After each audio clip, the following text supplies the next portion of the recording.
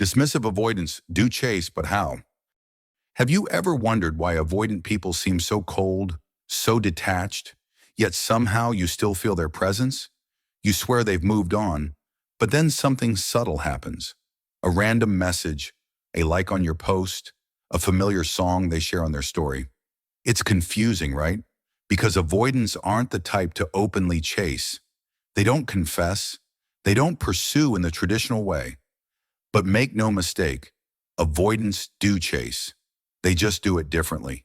And if you've ever been involved with one, you've probably already felt it, that invisible chase that doesn't look like one. Let's start with the truth. Avoidants chase safety, not people. When they first meet someone, they're drawn in like everyone else. They get curious. They want connection.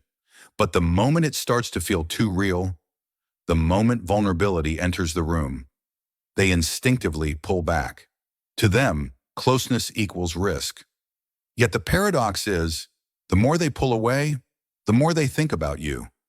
Because avoidance isn't the absence of desire, it's the fear of it. The chase for them happens silently, internally, in the moments when they're alone and thinking about how much they wish they could reach out without feeling exposed.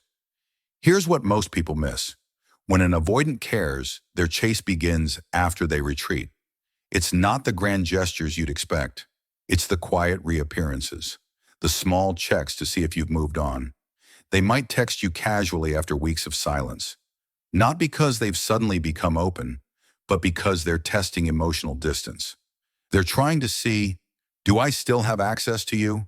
Are you still safe to approach? Avoidants often chase through control, not in an aggressive way, but in a cautious one. They'll reinsert themselves in your life just enough to feel connected, but not enough to lose control. One of the most fascinating forms of avoidant chasing is indirect pursuit. You'll see it when they don't message you directly, but they start engaging with you in subtle, indirect ways. Maybe they watch your stories. Maybe they comment on something vague that reminds you of them. Maybe they start posting things they know will trigger your attention. Quotes, songs, or photos that hint at nostalgia. It's their way of saying, I'm still here, without actually having to admit it. For avoidance, the chase is emotional camouflage. It's wanting to be close, but never seen wanting it. Another way avoidants chase is through energy mirroring. They'll start to act or speak like you, not consciously, but because they've absorbed your emotional rhythm. You'll notice that their humor shifts, their tone softens, or their conversations begin to resemble the emotional intimacy you once had. It's like they're trying to recreate what they lost, without directly asking for it. This kind of chasing often confuses people, because it feels like connection, but it's also wrapped in emotional armor. They're chasing the feeling of you, not necessarily the relationship itself, because that feels safer to them. Avoidants also chase through curiosity, disguised as detachment. After a breakup or a period of silence, they may ask mutual friends about you. They'll pretend it's casual, but their curiosity runs deep. They'll check your social media at odd hours, or keep small reminders of you that they don't talk about. They want to know how you are, not because they're ready to reconnect, but because they need to confirm that they didn't destroy something that mattered. Avoidants often struggle with guilt after pushing someone away. Their way of chasing is seeking reassurance that you're okay, which helps soothe their inner conflict. And here's the paradox that drives people crazy. Avoidants chase after they believe you've stopped chasing them. When you finally detach, when you stop texting, when you move your energy inward, that's when they feel the loss most deeply. Because to an avoidant, your emotional withdrawal signals safety. They no longer feel pressured, and that's when their defenses begin to lower. Suddenly, the same person who ignored you now misses you. The same one who avoided intimacy now wants to check in. They don't chase love through closeness. They chase it through space. It's also important to understand that an avoidance version of chasing often happens through self-work. You might not see it, but many avoidants go through intense periods of reflection after losing someone who truly mattered. They'll read, journal, or analyze what went wrong. It's not visible, but it's a quiet chase, a desire to reconnect with what they lost by becoming more emotionally aware. When an avoidant starts showing up differently, more patient, more open, more willing to communicate. That's not coincidence. That's their way of chasing you through growth, not words. Let's talk about mixed signals, because this is where avoidant chasing becomes the most confusing. One day they seem warm, texting, reminiscing, or being vulnerable, and the next they go cold again. You might think they're playing games, but in their world, that's progress. Each time they open up and pull back, they're testing their emotional tolerance. They want connection, but they also want to feel safe.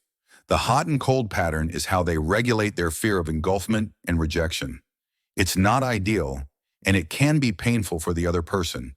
But to them, this back and forth is their version of approaching love slowly. You'll also notice that avoidants chase stability. If you've shown them consistency, calmness, boundaries, and self-respect, you'll stand out. They remember people who made them feel safe without pressure. So even if they disappear, they often circle back to those who didn't try to fix or control them. That kind of emotional neutrality is magnetic to avoidance. It tells them, I can exist here without losing myself. That's the ultimate green light for them to re-engage. Their chase, in that case, becomes about earning back your calm energy, not your attention. And here's a subtle but powerful way avoidants chase: through emotional timing. They'll reach out when they sense you finally detached, when you're emotionally balanced again. It's like they have a radar for your peace. Because for them, peace equals permission. They don't want to enter chaos, they want to return to safety. So when they sense that you're no longer hurt, no longer reactive, they feel safe enough to inch closer. It's not manipulation, it's survival. They're not chasing the relationship, they're chasing emotional safety disguised as love.